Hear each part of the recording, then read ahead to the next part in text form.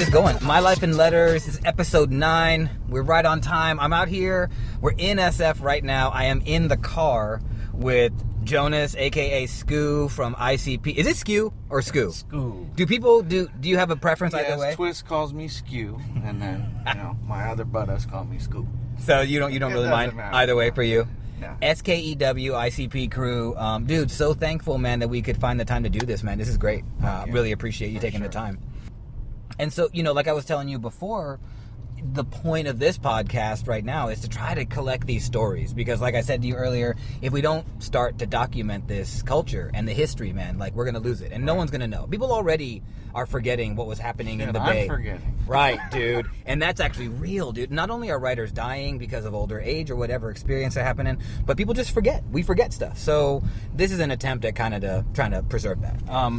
And so what I like to do is to try to start out as early as possible. So like pre-graph, because I think it's important that we talk about the graph stuff, but we all had experiences when we were 5 years old that like led us to want to even do graffiti. So the question I try to start with a lot of these guys is about what your earliest memory of even just like writing or experience with writing. Like for me, I was like really into cursive as a kid, and like that was where I think I started to play a lot with cursive. My mom had really beautiful handwriting, and I just wanted to kind of do like that. So that was like for me. Do you have like a memory early on of like how letters kind of impacted you, or an experience with letters? My earliest stuff that I used to like really trip off was, well, of course, living in the Mission, you would see all the cholo writing and stuff. Mm-hmm. But more was, I was a skater. So there was like Rat Bones, and Fogtown was a skateboard shop out here in San Francisco. And, I would get a marker somehow. I think it was like a Magnum. And, scribble the exact same thing. Beast. I had a Beast skateboard, and it was like written in, maybe some cholo designed the writing, I guess. Okay. But, yeah. Like, that was the early one. And Bones Brigade shit, I would draw the little Rat Bones character. Nice. That was kind of like some of the earlier stuff. And so did you skate too? Yeah, I was totally into skating. That's what happened. It was skating, and then when graffiti started becoming like a major part of my life, I gave up the skateboarding. It wasn't cool. You know what I mean? Yeah. The graffiti was more like a criminal thing. I wanted to be a bad kid, So... So you were skating, and then so those skate brands and logos, that was influencing because you saw that style, sure, and you like kind of copied it. You would just like draw it, or whatever. Exactly. And now noticing later in life, like Doze was a part of that. Like Doze from New York, he did some skateboard stuff, and different writers did, Yeah, tons of them, right? A bunch of graphics. Yeah, So, but we didn't even know that at the time. You were just like seeing it. And so like, what was that? The era that was that mid '80s for you? 86. That was about 86 when I was doing all that. I would say 86, and then in 80, I started graffiti and switching over to like really, what's your tag? And I started tagging socks, SOX. SOX. My friend gave me that tag. Nice. Who gave it to you? Quiz. He's okay. an OG Quiz. And so, I'll just pull back a little bit here. So you were saying that like in 86, you were seeing cholo graph because you grew up in the Mission in San Francisco. Yes. So there was a lot of gang graffiti or cholo graffiti. Yes. And was that like... What did it mean to you when you saw it? Was it mysterious? Did you understand it? I hung out at the park across the street from my house, which was Day Street Park. And at the time, there was a gang called 30th Gang. And, I would always see that stuff or see other graffiti writers. They had pieces down there in, like, the handball court and stuff. That was, I think, done by, like, Jess Finesse and different people from those crews. Okay. Probably, like, 86, 87-ish. Okay. And like, so that gang graffiti didn't turn you off. You actually wanted to be more involved. Like you just said you wanted to be kind of a bad kid. Yeah, like the S, the Cholo S, the block letter. Yeah. Like that's where I nibbled my first S. Nice. What I mean? Okay. Yeah. And what about like your friends, your homies at the time? Were you hanging with writers yet? You were skateboarding. Well, my sister dated a guy named Quiz. He was older than me. He was like the neighborhood kind of like bully. Not bully, he was just a big guy no one messed with, And he basically, taught me how to graffiti, and took me tagging, and it was more like a thing like, you know, fuck you. Like, you know, people chase you. Hey, motherfucker, you're riding on my building. Fuck you, motherfucker. Yeah. And, you know, he was actually a skateboarder too, but I evolved into just graffiti writing after a while and stopped skateboarding. Who brought up Quiz? Do you remember who was his mentor? Quiz? I mean, I think he just started graffitiing from, you know, when San Francisco started graffitiing finally. Yeah. You know, like when, what was that, Wild Style Wars, all those shows came out. I guess. Like 84, like that was, all that culture was starting to hit the West Coast. Exactly. Okay, so Quiz was just there, and then... Quiz, Maze, all those guys, they were like really up there in a crew called TA, I think it was, True Artist. Okay. You know, I try to ask a lot of people, especially for people that don't know San Francisco, because a lot of our people listening are in New York, or we have all these people in Europe now listening. Like, they don't know the SF scene today. They certainly don't know about what it was in '86. Oh, so can you kind of just talk a little bit about what you remember the scene being like in '86, or even a little bit earlier, if you can remember, knowing Quiz and knowing these guys? Like, what was it like for you? I mean, it was the best thing ever, like, growing up like that. Because, for one, there was graffiti everywhere. Everyone graffitied. You would get on the bus. That was your thing to do. Like, you would go bus hopping. Like, jump on a bus, take it to one side of town, take the next bus, transfer over. And you're just looking at tags all day while hitting buses, too. And, you know, hopefully the big boys, the bigger guys from the neighborhood, the older guys, would take you out and go bomb and take you to the yards or whatever. So, do you remember some of those dudes' names from that time that you were like looking at, the bigger dudes?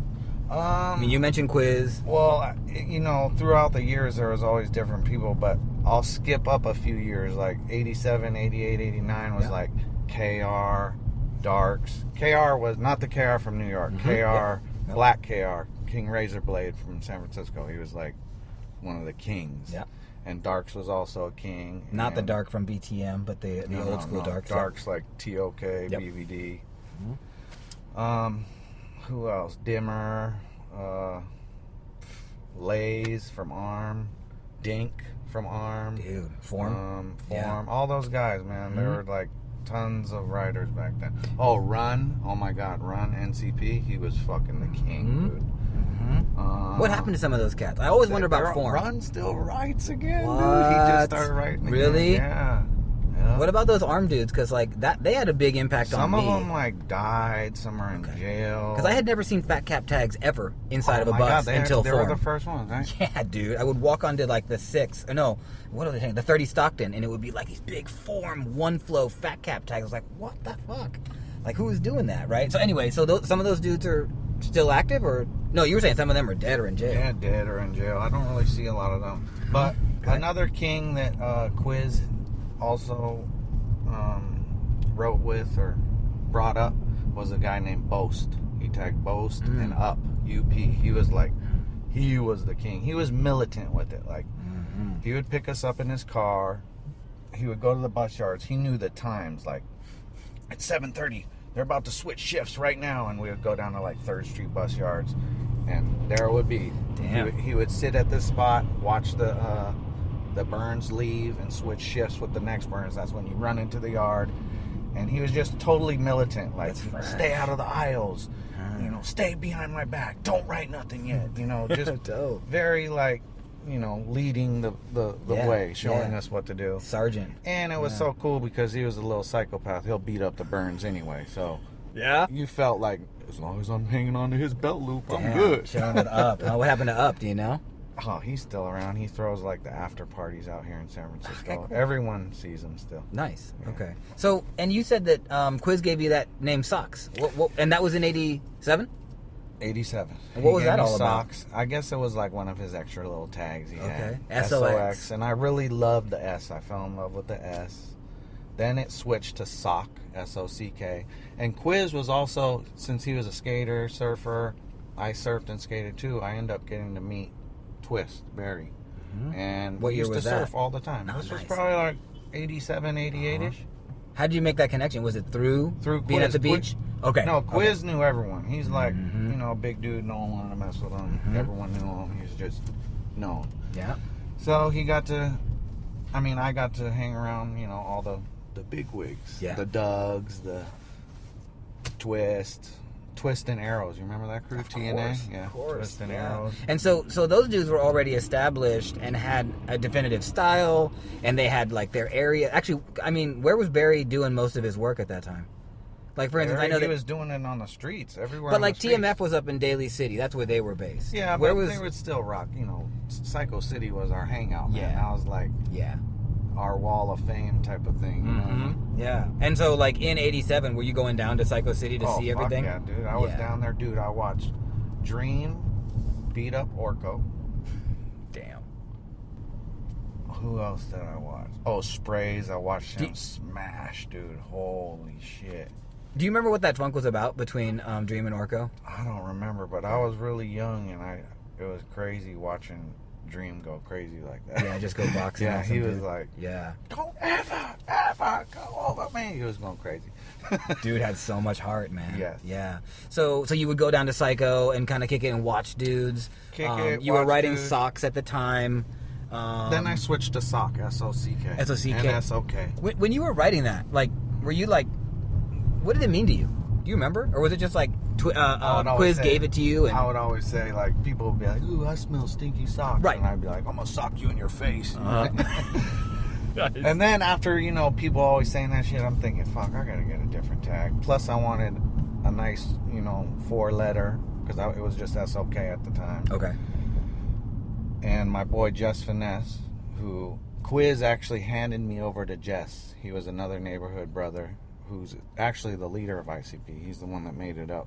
He kind of like made it up for me when I was young, and you know, gave it to me as he went off to college, and I took ICP and I developed, you know, different kids and OGs like Twick.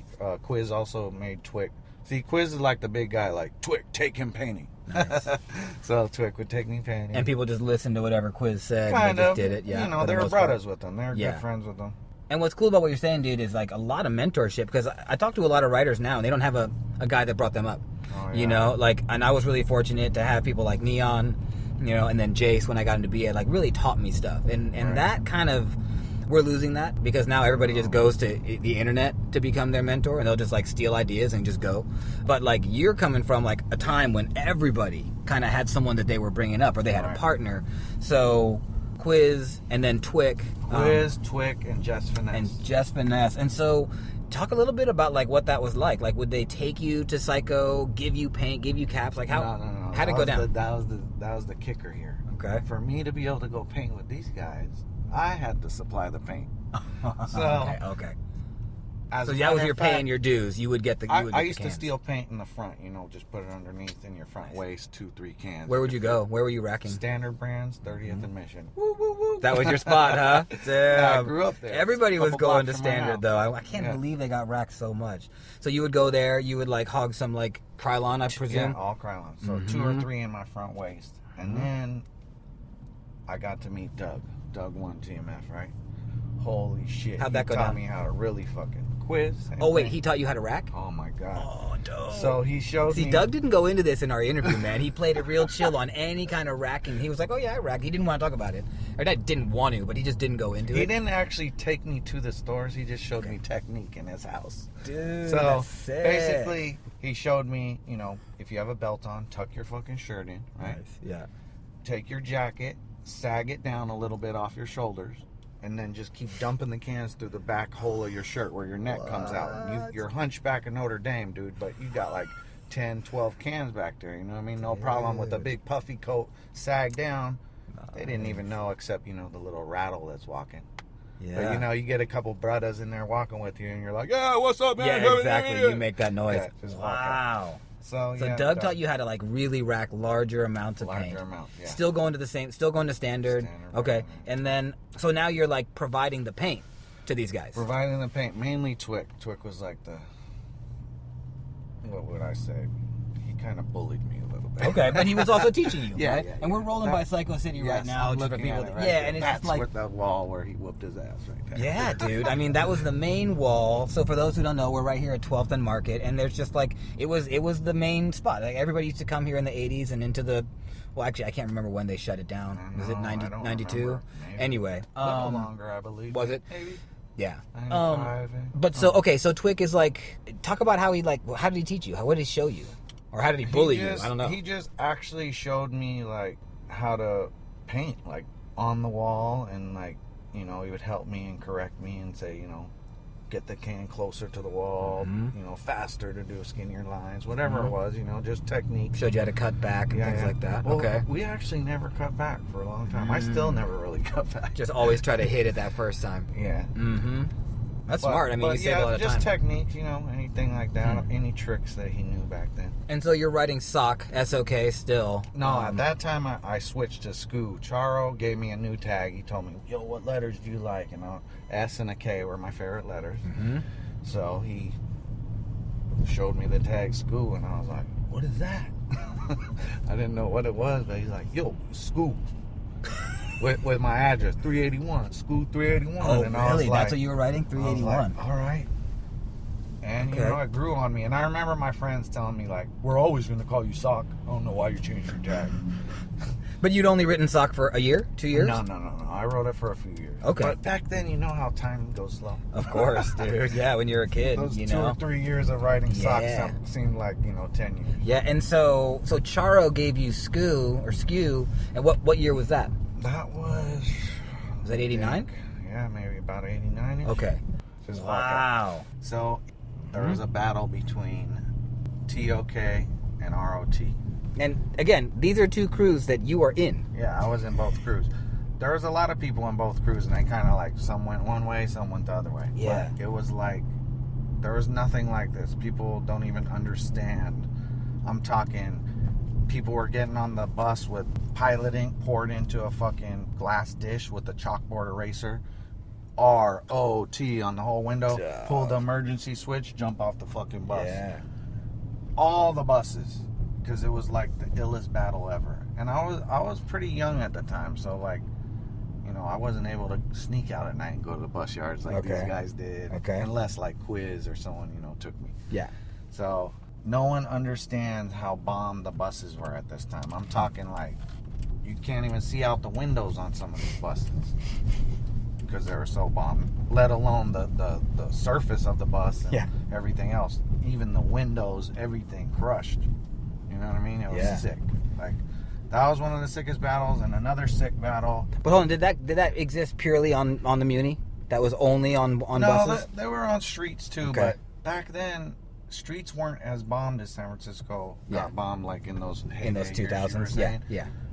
Because there was so much graffiti on the Muni. Mm-hmm. You know what I mean? It kind of like kept the kids just on the bus, graffitiing on the buses, and less on the street. Also, who won? Who kind of came out on top on that battle? I think TOK, but it wasn't clear. Like no one really was like. It's never clear. Like those were crazy times, man. Like Fate, RIP, he got killed during that time. Like right after that battle. You know, shit was crazier back then. Man. That's for sure, like, dude. These are other graffiti kids or people in the streets funking with each other and like shooting each other. You know, they don't have that now. Now it's like little artsy fartsy arguments. It's true. So yeah, dissing on Instagram. You know. Yeah, exactly. Yeah. Oh yeah, that's what it is. What is it called? Internet thugs. Right? Yeah. So yeah, those were some battles that I will never forget, man. Yeah, you said there was another one that like really stood out. Fuck, what was the other one? Oh my god, BVD TDF battle. I was in that battle, so we were all BVD. So BVD is basically most of the TOK hits. You know what I mean? And Twick was ROT. He was BVD. You know what I mean? Yeah. And this was actually a second generation of BVD. The old BVD was from 86, 87 era, and that was some of the originals from the second one took over and let new people in. You know what I mean? Yeah. But the OGs was like Enough, Defy, Save, Just Finesse, and then like the youngsters were like KR and Darks, and those guys were in it too, and they brought it back years later to battle that TDF crew. That was hectic, man. Yeah, and like that was also pretty much purely on the bus, right? Purely on the bus and in the streets, man. There were some serious fights. Remember I told you the guy Up Froggy Boast. He, I remember we were at 3rd Street Bus Yards. He was tagging on the bumper, and this kid comes up, the leader of TDF. His name is Ties. He was a younger kid, probably like, 18 at the time, but he was big black kid, muscles and shit, right? He thought he was gonna beat up Frog. My boy Frog is like psycho white boy, dude. This guy smashed him. Yeah. He got up off the bumper, smashed him in the face with the can, that thing went off. It was like some pretty sick shit. Yeah. And so how about that battle? How did that one end up? That one was ended it clear? See, there's too many. There's nothing clear. There's never gonna be someone that's gonna bow down and be like, yeah, you guys got us, because they both destroyed so much shit. Yeah. Like, 1 yard might have been theirs, but the other yard was that guy's. And back and forth. It was too much. Too much graffiti to say who won. I still see TDF tags in SF. Was that the same? Yeah, okay. Same crew, but youngsters. Some youngsters. None of them know any of those older dudes. But there's probably a couple that are still around from the old days. But no one pushes BBD anymore, right? No, but it's too bad, man. I should. Yeah, you should, dude. Because I remember coming up here in '92 and BBD they were on, man. I was like, damn, dude. And it was a nice style too. It was a little different. We didn't even get into that too, actually, about like bus hopper tag style, because that was like a real specific thing. And actually, something so fucking cool that came out of my interview with Joker was that he was talking about how the ultra wide, it really started to, and it started to dictate a little bit like how the style would flow because of the way the chisel was. You know what I mean? And calligraphy almost. Yeah, dude. And like I hadn't really thought about the way our tools tend to like kind of dictate how we can work with them, because you can't just do anything you want with an ultra. Right. You have to work within the confines of that chisel. And one of the things that came up, there were a couple of things he talked about. We talked about like the small to big of the letters of the tag, you know what I mean? And like how like your S can be small, your K gets a little bigger, the E gets a little bigger, and the W is really big. Like that bus hopper kind of big style. Do you remember in your mind who was like one of the first dudes to kind of do that, to go small to big on their tag? Darks used to do that a lot. Yeah. Right. DRK. Oh, really? Oh, sick. Dimmer would do that. A lot of people. I don't know who could have.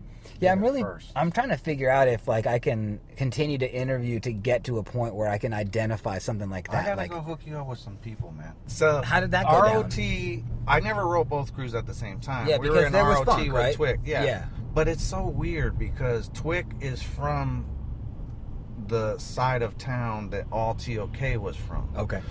But his crew, ROT, he was the leader with a guy named Shock. And Shock was from the Avenue side, and Twick was from the Mission side. So Twick ran the Mission chapter, I would say, and Shock ran the Avenue crew. And for people that don't know, there's a Shock from New York, and then there's an old school. Both of them are old school. There's a Shock from San Francisco. Shock has made a comeback recently for people that are like out there following shit. SHOK. Yeah. Okay, so Shock, Rule, STP crew. And Rule is going to get on this podcast pretty soon. Rule lives in the Bronx now. We painted about 2 years ago. Fucking good ones. Yeah, I'm going to definitely interview Alex. So you're in ROT, and but you, like you said, you wouldn't write. I didn't start writing TOK until TOK became like the cooler crew, I feel. Okay. So I kind of like quit one crew and got another crew, kind of like Dim did. Dimmer was in both. A couple other people. Interesting. Okay. And during this time, I went to Hoover. That was middle school, so I was in like 7th grade, I believe, back then. Okay. And I used to get on the buses on the 48 when I was young, in the Mission. We would take the 48 and it would cut over the hill, and all the Avenue ROT kids would get on at West Portal to go to Lincoln High School. And man, they would mob the bus. I remember I was so small, I used to be like, "Thunder, hit me up!" I couldn't even. You couldn't reach. I couldn't reach the roof unless because people are sitting on the seats. The only way I could get up there is stand on the seat. So yeah, that was. Yeah, and back in the day, dude, you would get to a spot like West Portal, like you were saying, and a whole bunch of heads would get on, and it was tense, man. Like, there was a lot of static, like, when lots of different riders would get on. Do you remember, did you have beef back then? Could you feel it back then? What was it like for you? Because you were local. Like, I came from the South Bay, so it was, like, a very different experience. Like, I always felt like an outsider. But you were a local. What was it like when you, like you said, you got to West Portal and all these heads would get on? Was it just all good? Was it fun?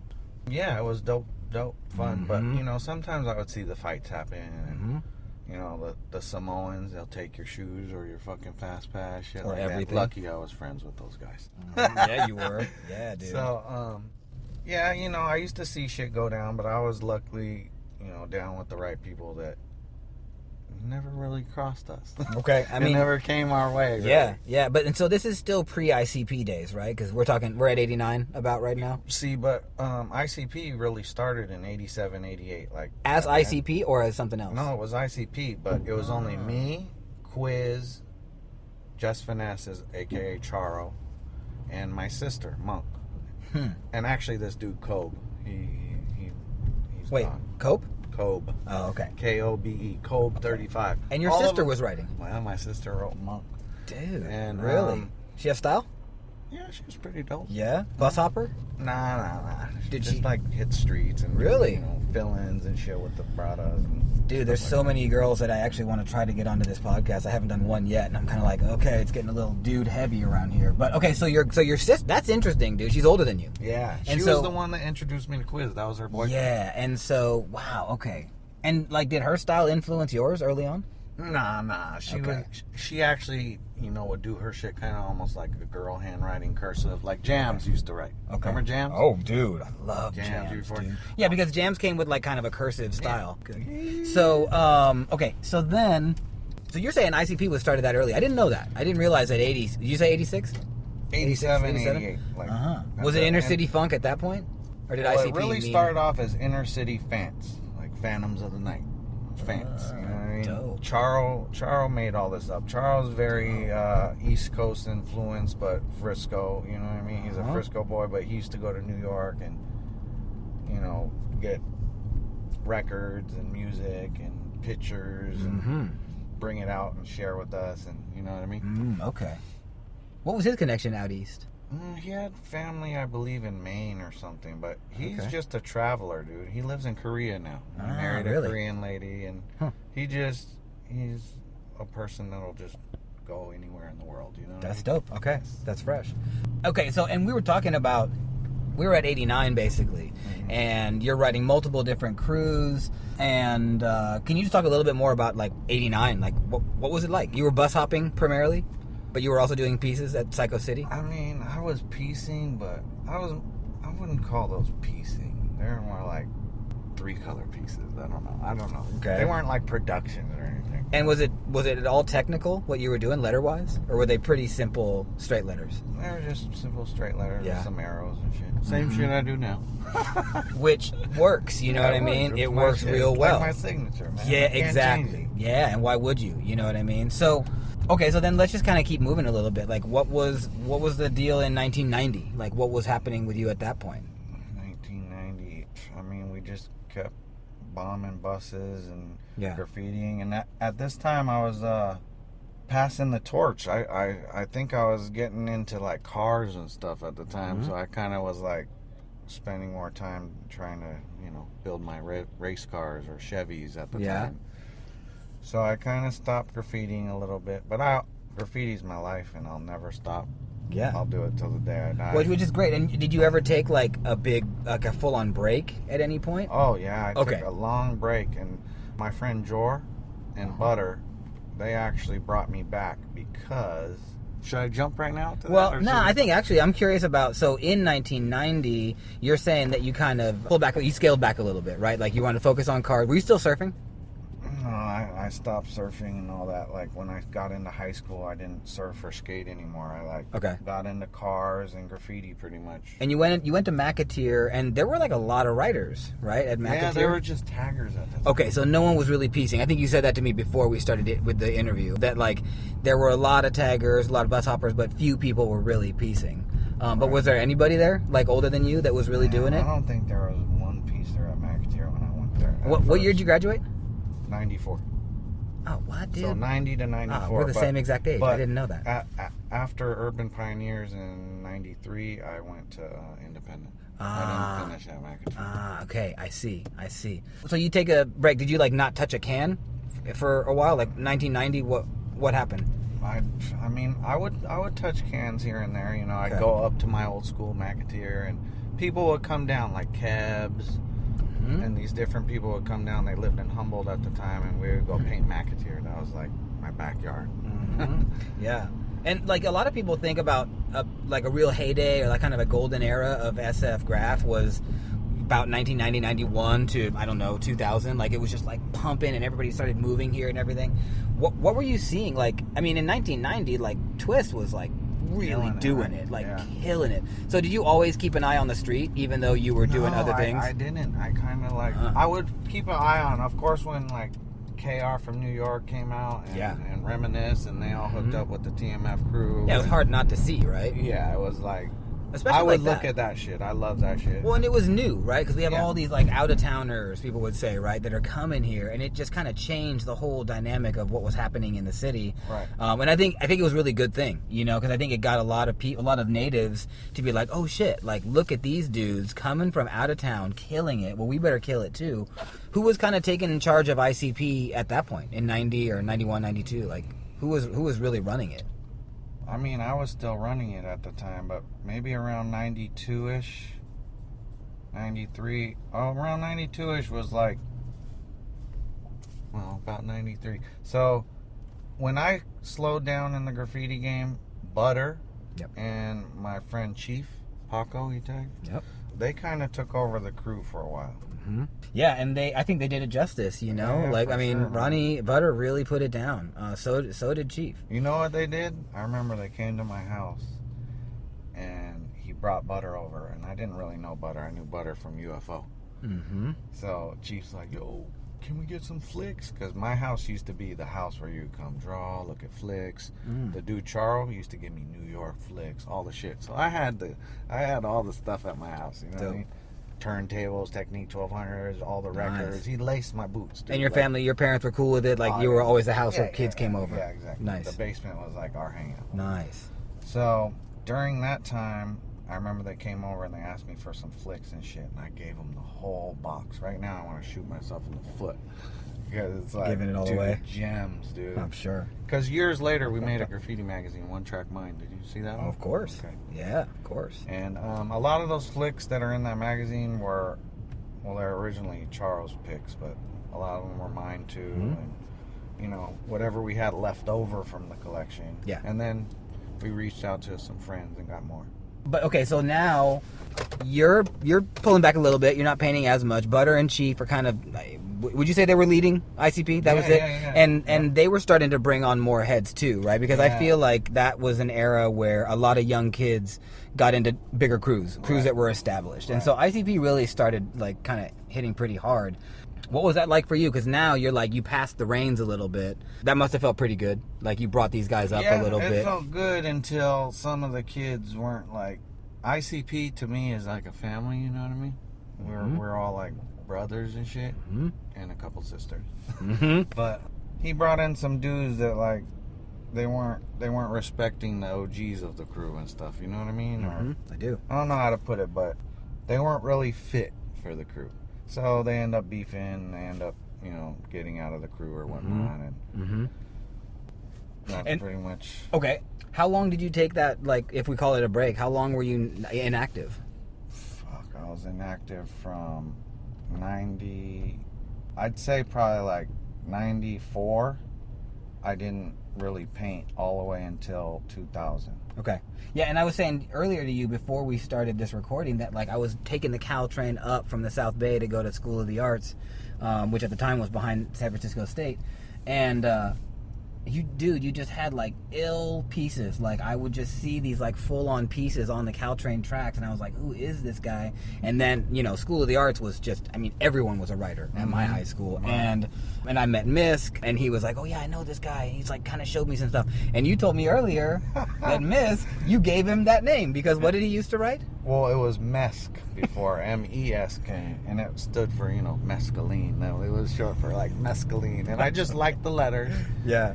And I forget, I don't even know if he had a tag at the time. But I was like, did you meet Mesk. So did you meet like, Sandro at Soda? Yeah, we were in our class together. Yeah. Okay. Yeah. And so that was like another dude that you brought up. Like you brought up a lot of dudes. Kind of. Oh, I gotta tell you this real quick. Yeah. You know why I bring up these kids? Tell me. Especially nowadays. I was driving. This was 1996, because I remember I thought I was badass in my 96 Impala Super Sport, right? Yeah. Beating down, about to get on the Bay Bridge, and I look over, and it's Spy and Dream. And Yeah. and they look over, and I'm like, hey, what up, brothers? You know what I mean? And I'm like, where are you guys going? And then Eric was driving the car, and I remember Dream looks over and he says, going to teach them kids what you were supposed to do. And I didn't even get it right then. You know, we paid our toll and drove off. All right. Damn. Then I'm driving thinking, teach them kids. Yeah, TDK, I know that. That's what when he first said it, I'm just thinking he shouted out the TDK, but Yeah. teach them kids what I was supposed to do. Wow. You know what I mean? And it was like, oh, fuck. Dude. Yeah, I and never like, really... For people that don't know, never met Dream, like Mike Dream had so much like energy, like, and he was giving, like he taught all the time, like he was a natural teacher. And I used to live in the same building as him, right near Lake Merritt. And like he didn't know me. I was a toy, man. It was like 95. I was like struggling to get any style, and he just was Gave you love. He gave me so much love, dude. He filled my black books. He showed me shit. Like we never painted together, but we did. We painted in '99. But yeah, we did this wall on Alum. That wall, it was like all these heads came down. Persuade, and just like a bunch of legends that I got on because Apex and Neon. It was their wall. But yeah, Mike was just like a natural teacher. So that's amazing, dude. He even put a little pressure on you Right. to be more of a teacher. And that had an impact. For sure. Yeah. Yes. Now I try to teach all the kids. My daughter, she's 18. Mm-hmm. So when she was in, I believe, probably like 7th, 8th, 9th, 10th grade, I was teaching like all her little friends. I would take them graffitiing, dude. And I feel bad, like, fuck, I'm out here vandalizing and shit with these young kids, but whatever. It's all good. Yeah, I mean, I think it's positive. So, okay, so you just said that you took a break from 94 to 2000, and that was, again, a lot of people would say that was like a real powerful kind of like time in SF graph because so many heads moved here. LA, I mean, people from all over the world came to this city. It was booming.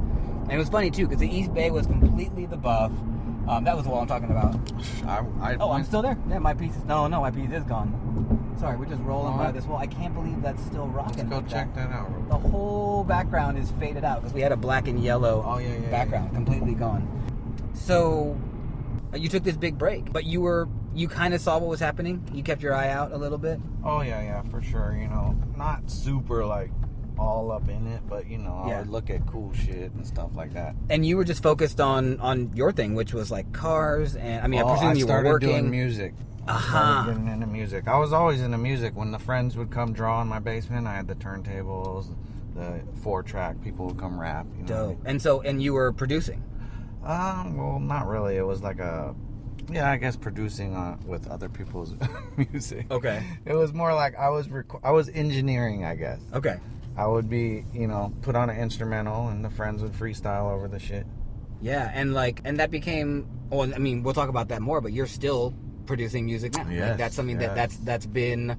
I mean, that's your career. That's real, Mm-hmm. And so and that's dope. And so, yeah, dude, I can't believe this wall is still rocking. So, also that's new. They did that dedication to him. Interesting. Oh yeah, you didn't know that fucking this is everyone's on here. Well, I mean, I painted this day. Oh, you did? I painted that tent city down there. I did the back. I had the last spot that curved around the corner. Well, this was not. I don't think there was the other piece here with the here black and yellow. Starting from Vulcan on. It was Vulcan. This was the lineup, right? Vulcan, Neon, Spy, Dream. Who is that? Is that Persuade? Dunn, maybe. I can't remember. Dunn. Dunn. Then Dunn, right? Oh, you know what? Wait a minute. This is a little different because there were a couple European cats. Seek was on this wall. Oh, so this is all... This is Coke. Oh, wait. Did this Coke. all say Dream? Yeah. Everyone's piece says Dream. Okay. Dang. Okay, no. So that's done. Right the there. first time we painted this wall, dude, it was Gangster. like Doug came down. It was Neon and Apex. It was me. I think Misk was on it. Persuade was here. 2 dudes from Europe. It was Seek This was a and BA Can wall. 2. Yeah. Yeah. So that's interesting. I didn't know that this turned into a Dream kind of memorial wall. Yeah, But yeah, dude, I painted around the corner. This was his last piece before he passed. And that was the first time and only time that I painted with Mike. So, dude, I came here with him that night that he painted this real late at night when he was sick. He was like, yeah, I need some pills. Wow. I gave him some medicine. Whoa, really? Chilled with him for a little bit. Wow. I think that might have been the last time I ever chilled with him. Yeah, and again, that was the only time I ever painted in the same moment with him. Okay, I didn't know that these were all dream pieces. That's fresh. Okay. So you started producing music around that time. So it was cars, music. You couldn't deny graph. Like you said before, graph has always been like a part of you. And I'm still cars, music. Yeah. Graffiti. Yeah. And my family.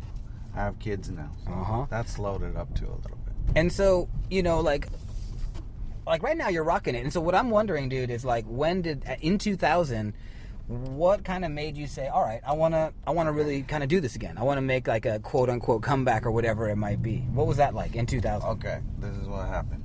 So there was these guys from LA that came up. I'm not going to say no names. They came up. Well, dude, I'll say it. It was AWR heads. Okay. I'll say it. Because for me, that's an important part of SF history was that LA cats came up and brought a whole new vibe. And we were beefing with a lot of those guys. BA Crew, we got chill with them. I had a lot of funk with a lot of those dudes that I won't go into now because this is about you, not me. But yeah, it was AWR. They came up, and MSK. So they came up from LA and you know, they started smashing. Yep. Gotta give it up to them. They were smashing hard. Definitely. And, you know, a lot of Frisco guys were kind of dying out. Yeah. And, you know, these LA guys came up and they're smashing hard and they were being a little disrespectful to the people from here, you know what I mean? And they're acting like they brought graffiti here and this, but they don't understand the whole history of San Francisco. Like, the graffiti now and even when they bombed was nothing like it ever was when I was young. Like, when I was young, there was real graffiti. Like, shit was bombed. Yep. You know what I mean? Like, you're lucky if your garage door didn't have a tag on it, you know? Yeah. Especially if you live on a main street. Like Mission Street, you're getting bombed.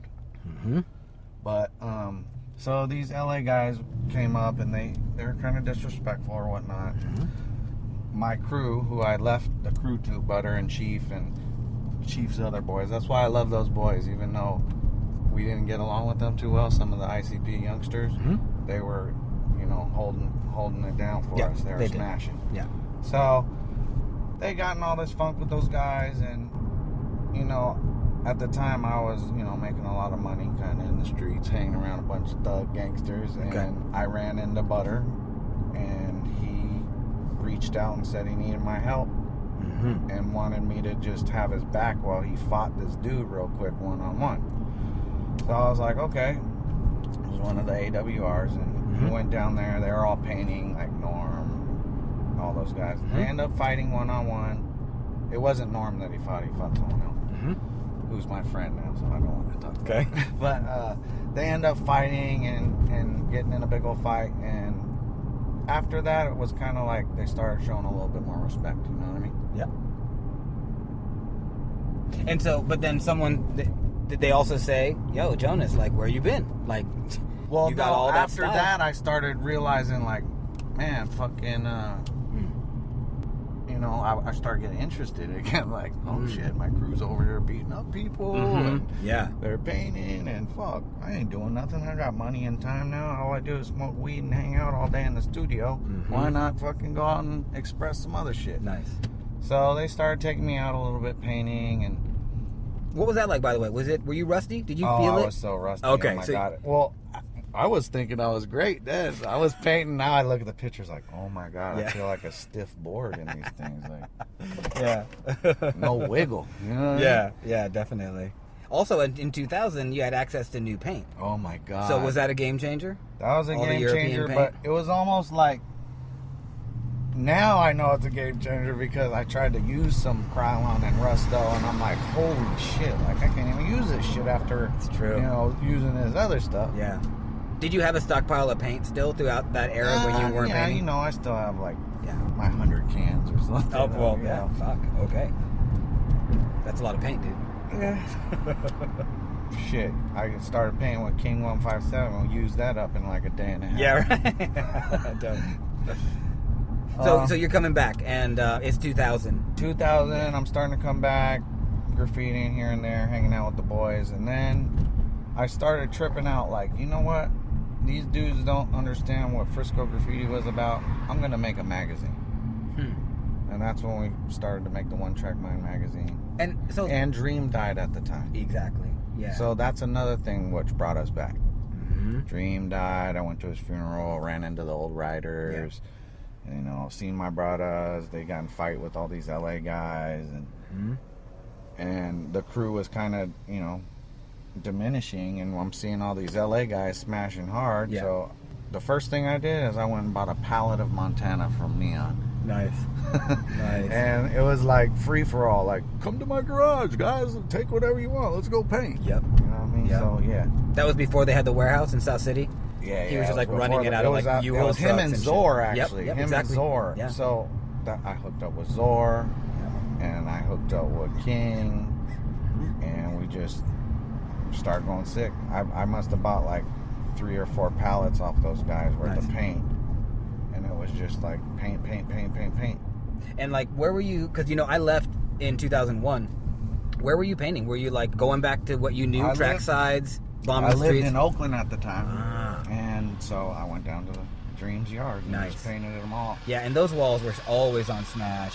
So. Oh my God. It was so funny. I remember back in the day. Actually, could you roll it up, please? I think about it now. Amend.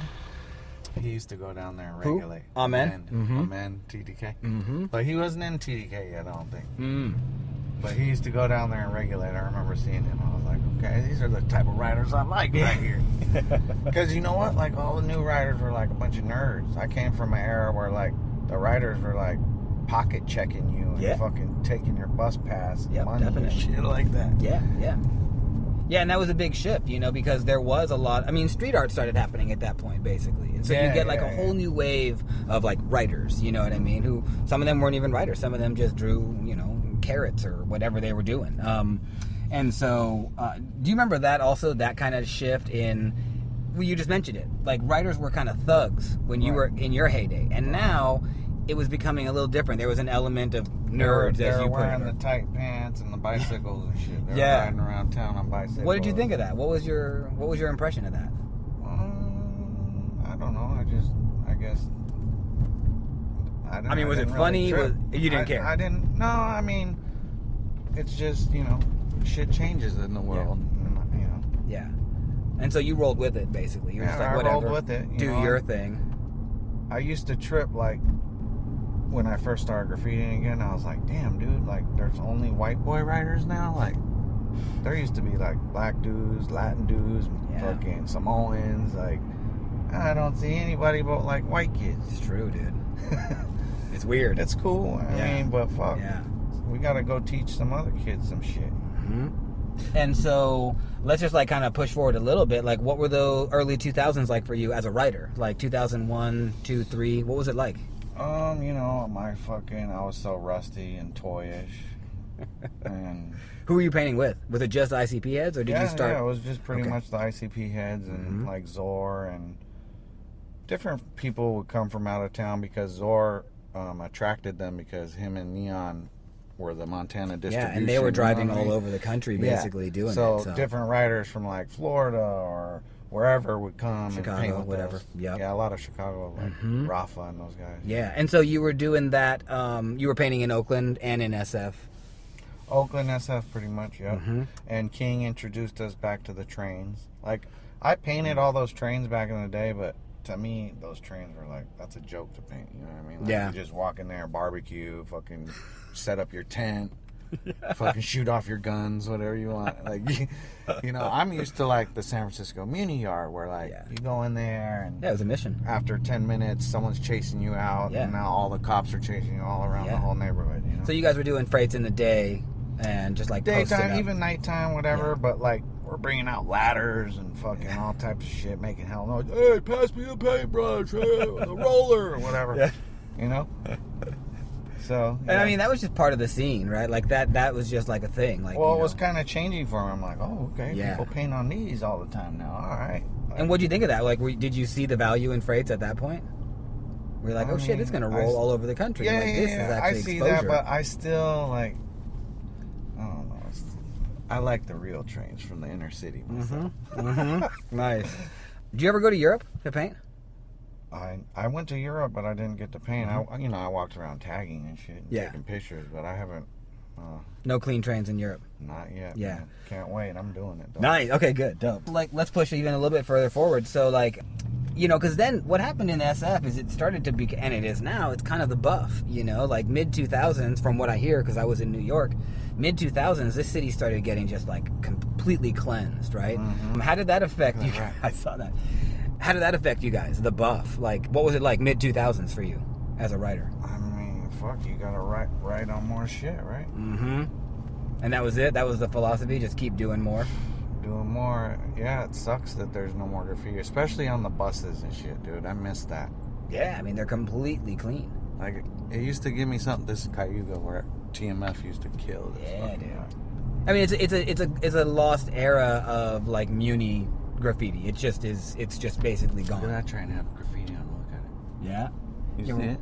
Yeah, dude. We're rolling right past a BART train right now, which, again, for people that don't know, this is like the only train system really in use in the Bay Area Rapid Transit.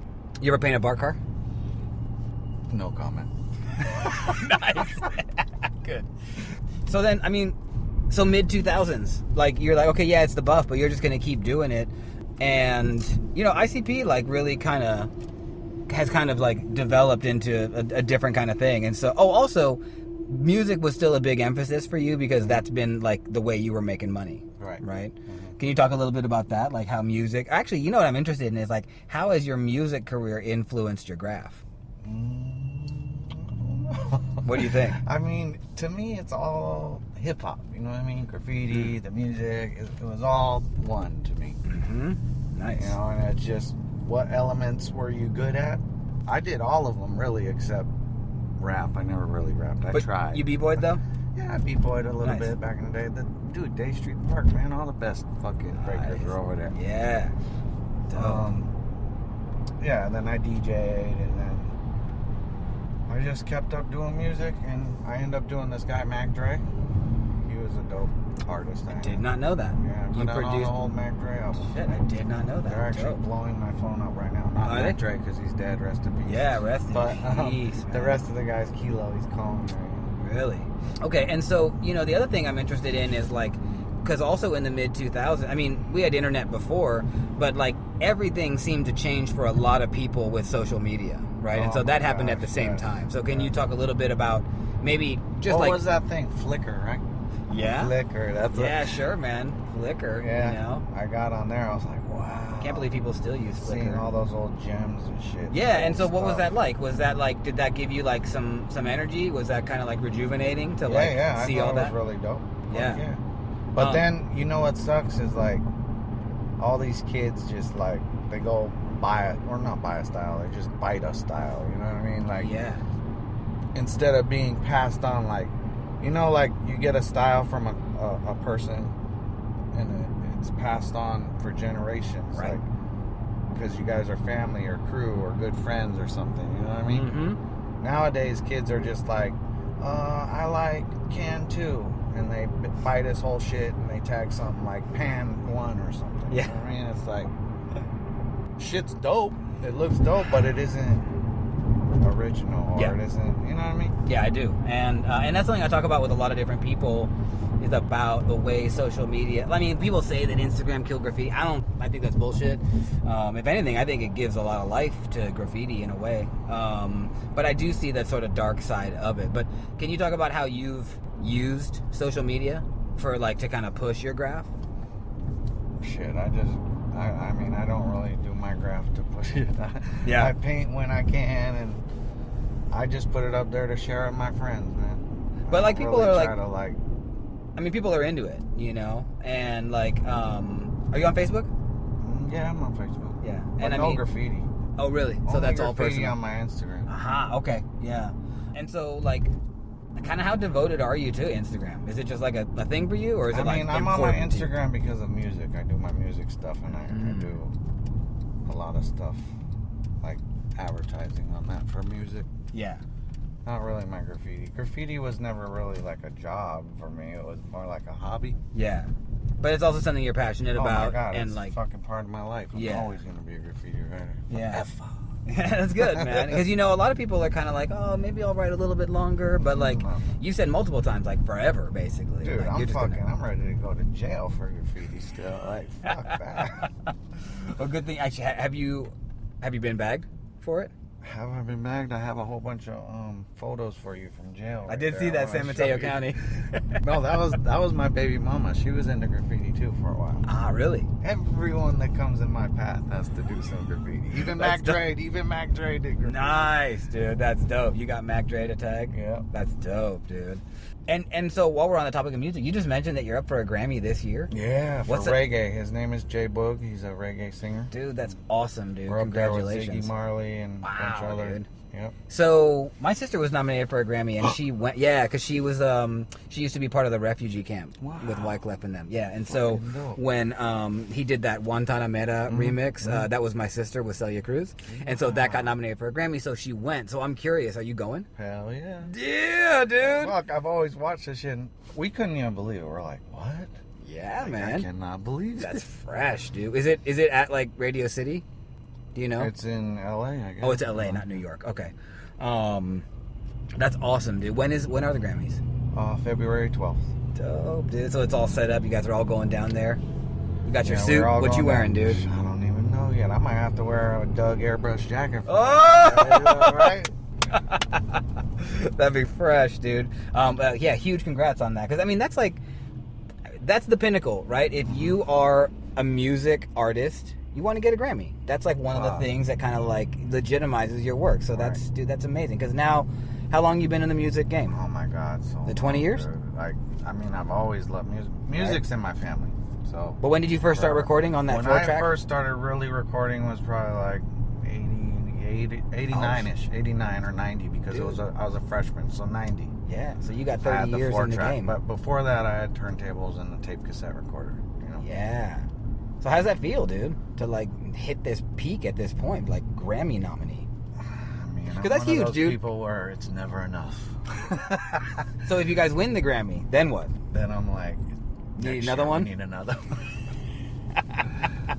That's good though, man. I mean, because you can't get like complacent. We can't get lazy. You know what I mean? No. Like you have to keep pushing forward. So then I'm curious also, like, what about with your graph? Like, you had mentioned at one point, like, you had your style. You have this style. And, like, why would you change it? Right. Do you try to, like, push? Like, do you keep drawing? I never really draw a lot on paper, dude. I like going with a can right onto the wall. Nice. For some reason. I never really... I'm lazy, I guess. I don't have patience, I don't think, to sit there and, like, color in a whole black book page. What about just outlines, though? Oh, I mean, you know, I doodle. I'll grab the pen and fucking rock outlines. Yeah. I feel the S is my best letter. And it's probably because that's all I get to. I do the S, and then it's like, what are we doing now? Well, and dude, your S is like pretty, like people could identify your S, I think, you know? For sure. You put them up in a lineup with a bunch of other dudes. People could pick out a Skew S. Okay, so, and you never really were big on drawing? No. I went to art school for those 2 years at School of the Arts, but I kind of, you know, lost interest. I lose interest in things a lot. Yeah, and I mean, I think actually that's really, I hear that a lot from dudes. Like, either you draw a lot or people just don't draw at all, you know, and they just get to the wall and they kind of figure it out. I never have an outline when I go to a piece. I don't have an outline ever. You've never done that? No. Not one time. Maybe like a couple times I've done an outline like Charo gave me, like jazz or something. Me, myself, like all my pieces that you've ever seen or known me to do. Yeah. Those are just off the head like a naughty dread. Nice. And, yeah, I like that. Off the head like a naughty dread. And so, I guess I'm kind of curious how you kind of see ICP now. Because, like, now ICP is 30 years old, basically, right? If you're saying that even more. No, you said 86, 87. 87, 88 is what. Yeah. So, you know, it's like a 30-year-old crew. Like, what's that kind of say to you? What do you think about that? I'm an old motherfucker. That's it? It just says you're old? I'm an old fuck. I mean, but it's also dope, dude. Like, you helped start a crew that is still in existence 30 years later. Like, that's rare, dude. Yeah. You know what I mean? TMF, dude, God bless them, dude. It's dead. That's a dead crew. I mean, I'm not trying to clown. There's no one writing TMF. You know what I mean? write TMF. There you go. Yeah, but I'm saying, and no disrespect to TMF, because I have nothing but respect. But that's a crew, unbelievably TMF talented. will live forever because it lives through me and a bunch of other people who still do it. But you know what I mean? Like, it's a little different that you have active heads pushing ICP to this day. Like, that's cool, man. Yeah. Like, so, like, how's that, beyond feeling old, like, what else do you think about that? A little proud, I guess, now that you tell me 30, damn. Like that. Almost 30, huh? Yeah, man. I mean, a lot of people do like these big, like 25-year things when their crew hits 25. Like now, I'm kind of thinking you guys need to do like a big 30-year themed anniversary mural or something. Holy man. Shit! Yeah, because it's like, I mean, and there's still, how many heads do you think are in ICP now that are active? I couldn't even say. We need to have a fucking meeting. Do you guys do that? Have you had a meeting? We have meetings a lot and dinners and shit. Yeah, we're still family. When is the last time you had like a kind of a big crew meeting? Probably like a year ago, I guess. Yeah. But yeah, I'd be so interested. We all talk all the time, and we have a group text and shit. Mm-hmm. And a lot of dudes have kind of fallen off, and some dudes are still around. Like, I know I haven't seen like a Butter piece in a long time. I know that Rodney has bartender. Butter the bartender. Yeah, Startender, actually. That's I think that's what that dude is. But, oh wow. So now we're rolling on this hill right now, overlooking the whole city. This is dope. So then, you know, another thing that I like to kind of ask dudes to kind of start to wrap up is like, what's next, right? Like, I know you got a Grammy coming. That's huge. And within your graph, like, do you just envision yourself just like continuing to just keep doing what you're doing? Any big plans? Any big ideas? No, I'm down to do some big murals. Okay, nice. And I mean, you were out in New York because we tried to link. Was it 2 years ago? We gotta do that. I'm about to be there right now. When? Probably in a couple weeks. Right after, maybe probably New Year's, I think. Want to paint in the snow? Fuck yeah. Okay, good. Oh my God, I painted 5 points in the snow. That was the worst. But I'll do it. Yeah, well, we'll do Bushwick, man. We'll do it close to a coffee stand or something so you can stay warm. But okay, so you're coming out east pretty soon, so we'll be able to get down. But like for you, for the foreseeable future, you're gonna keep painting. Nothing's gonna make you stop right now. Oh, no way. That's dope, man. I always paint. And then is there anyone that you would say that you're bringing up right now? Anyone you're teaching some tricks to? I have this little kid, Sevi, S-E-V-E. Sevi. Yeah. How old is he? I met him through my daughter. He's like 17 maybe now. Nice. 16, 17. Yeah? He's a youngster. So you take him to like a little chill spot and like show him some There's things? these dope little yards over there in Oakland. He's from Oakland, little youngster from Oakland. Okay, nice. But that's kind of it. And my daughter, of course, I take her out. We just bombed last night, actually, right up this street. What? Really? Yeah, she's 18 now, though, so. What'd you guys do? I told her, man, you already blew it. You're supposed to be bombing the shit out of the city and go to juvenile and get slapped on the wrist and fucking, you know what I mean? Yeah, now it's too late. You're going to real jail, and now you got to pay fines, dude. What's she doing? What's her? She tags femme, like feminine, P-H-E-M, though. Nice. Well, I mean, dude, I'll tell you, dude, this has been dope. And like, you know, this is exact, like some of the stories that you just told, man, it's like what it's all about, you know, like these little teeny things, these little moments, like when you and Dream and Spy are sitting were you on the Bay Bridge? Is that what you said? Like that kind of a moment, dude, where he was like, yo, teach them kids. Like that's what you're supposed to do. I close my eyes and look right over and he's right there and see, telling me that. I'm telling you, dude, rest in peace, man. So the other thing I like to ask people to do is like tell us like how we can basically find you. You had said you had a Facebook, but that's just for your personal. What's your Instagram handle? My Instagram, Prince_Jonah. Prince_Jonah.